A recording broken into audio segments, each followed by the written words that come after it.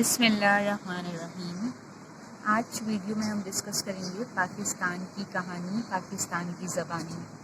یہاں پاکستان کا جھنڈا اور پاکستان کا نقشہ ہمیں نظر آ رہا ہے تصویر میں، آپ دیکھ رہے ہیں۔ اب سبق اسٹارٹ کرتے ہیں ہم۔ میں جانتا ہوں کہ میرا نام پاکستان آپ سب کو معلوم ہے، البتہ آپ میں سے اکثر کو شاید یہ معلوم نہیں کہ میرا یہ نام کس نے رکھا تھا۔ چلو میں بتائی دیتا ہوں۔ میرا نام پاکستان چودھری رحمت علی نے رکھا تھا۔ انہوں نے میرے لیے یہ نام میری پیدائش سے پہلے ہی پسند کر لیا تھا۔ آپ کی طرح مجھے بھی یہ نام بہت اچھا لگتا ہے۔ دیکھیں پاکستان کتنا پیارا نام ہے۔ میرے نام کی طرح آپ کو میری تاریخ پیدائش بھی معلوم ہے۔ میں 14 اگست 1947 کو پاکستان کو پیدا ہوا تھا۔ اسلامی کیلنڈر کے اعتبار سے یہ رمضان کا مبارک مہینہ تھا۔ میں اسی مبارک مہینے کی 27ویں رات کو پیدا ہوا۔ یہ رات لیلۃ القدر یعنی قدر اور برکت والی رات کہلاتی ہے۔ آپ کو معلوم ہے کہ اسی مبارک رات میں قرآن کریم نازل ہونا شروع ہوا تھا۔ اس مبارک رات اور قرآن کریم کی برکت سے انشاءاللہ میں بھی تا قیامت قائم و دائم رہوں گا۔ یہ بات درست ہے کہ آپ میرے بارے میں بہت کچھ جانتے ہیں، تاہم آپ میں سے اکثر کو شاید یہ معلوم نہ ہو کہ مجھے پانے کے لیے آپ کے بزرگوں نے کس قدر جدوجہد کی تھی۔ غیروں کی غلامی سے آزادی حاصل کرنے کے لیے انہوں نے بے پناہ قربانیاں دی تھیں۔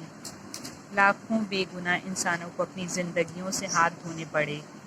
ایک طویل جدوجہد اور بے پناہ قربانیوں کے بعد میں ان کو ملا۔ ہندوؤں نے بھرپور کوشش کی تھی کہ وہ میرا راستہ روک لیں، لیکن ان کو اپنے مقصد میں کامیابی حاصل نہ ہوئی۔ آپ کے بزرگوں نے اپنے رہنما قائد اعظم محمد علی جناح کی قیادت میں مل جل کر کوشش کی۔ بالآخر ان کی کوشش رنگ لائی اور میں وجود میں آ گیا۔ مجھے پانے کے لیے آپ کے بزرگوں نے بڑی تکلیفیں اٹھائی تھیں۔ جب میں ان کو مل گیا تو وہ اپنے سارے دکھ درد بھول گئے۔ جس رات میں پیدا ہوا اس صبح وہ بے حد خوش تھے۔ خوشی سے ان کے چہرے تمتما رہے تھے۔ میری پیدائش پر وہ خوشی سے پھولے نہ سماتے تھے۔ ایک دوسرے سے گلے ملتے اور ایک دوسرے کو مبارکباد دیتے تھے۔ دراصل یہ دن تھا ہی خوشی کا۔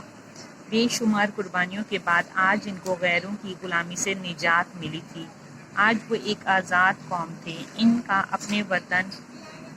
اپنا وطن ان کے پاس تھا، جہاں وہ اپنی مرضی اور آزادی کے ساتھ زندگی بسر کر سکتے تھے۔ مجھے علم ہے کہ آپ ہر سال 14 اگست کو بڑی دھوم دھام کے ساتھ میری سالگرہ مناتے ہیں۔ مجھے بھی یہ دن بہت اچھا لگتا ہے، کیونکہ اس دن صبح کی نماز کے بعد آپ سب میری ترقی اور خوشحالی کے لیے دعائیں کرتے ہیں، پھر مجھے توپوں کی سلامی دیتے ہیں، اپنے گاؤں اور شہروں کو خوبصورتی سے سجاتے ہیں، دن بھر جگہ جگہ جلسے ہوتے ہیں اور جلوس نکلتے ہیں۔ مجھے یہ سب کچھ اچھا لگتا ہے، خاص کر جب پیارے پیارے بچے اور بچیاں مل کر میری سالگرہ کے ترانے اور گیت گاتے ہیں اور میں سنتا ہوں۔ ان گیتوں اور ترانوں میں اکثر میری خوبصورتی اور حسن کا بھی ذکر کیا جاتا ہے۔ اس میں کوئی شک نہیں، میں واقعی بہت حسین و خوبصورت ہوں۔ میرے خوبصورت اور زرخیز میدان ہیں، انہی میدانوں کے درمیان دریا بھی بہتے ہیں۔ میرے ان میدانوں میں گندم، گنا، مکئی اور کپاس وغیرہ کی فصلیں پیدا ہوتی ہیں۔ فصلوں کے علاوہ طرح طرح کی سبزیاں اور قسم قسم کے پھل بھی پیدا ہوتے ہیں۔ میرے میدانوں کی طرح میرے پہاڑ بھی خوبصورت ہیں۔ میرے پہاڑوں کی بلند چوٹیاں اکثر چاندی جیسی سفید برف سے ڈھکی رہتی ہیں۔ اکثر پہاڑوں پر گھنے جنگلات ہیں۔ انہی پہاڑوں کے اندر بڑی قیمتی معدنیات ہیں۔ ان پہاڑوں کے دامن میں خوبصورت وادیاں ہیں۔ مجھے یہ بھی معلوم ہے کہ آپ لوگوں نے میری ترقی، خوشحالی اور استحکام کے لیے بہت کچھ کیا ہے، لیکن ابھی بہت کچھ کرنے کی ضرورت ہے۔ میری ترقی، خوشحالی اور استحکام کے لیے سب سے زیادہ ضروری چیز تعلیم ہے۔ آج کے دور میں تعلیم کے بغیر ترقی ناممکن ہے، اس لیے آپ پوری محنت کے ساتھ اعلیٰ تعلیم حاصل کریں۔ دیکھیں 50 برس سے زیادہ کا عرصہ گزر گیا ہے، لیکن آج بھی میری آدھی سے زیادہ آبادی جاہل اور ان پڑھ ہے۔ یہ بات میرے اور آپ کے لیے باعث شرم ہے۔ آپ لوگوں نے اپنی سہولت کی خاطر میرے حصوں کے مختلف نام رکھ دیے ہیں، جیسے سندھ، پنجاب، سرحد اور بلوچستان۔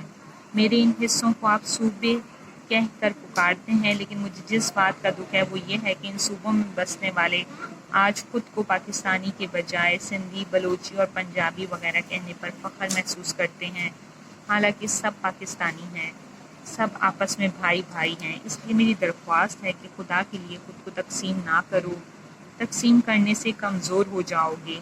آپس میں اتحاد و اتفاق کے ساتھ مل جل کر رہو۔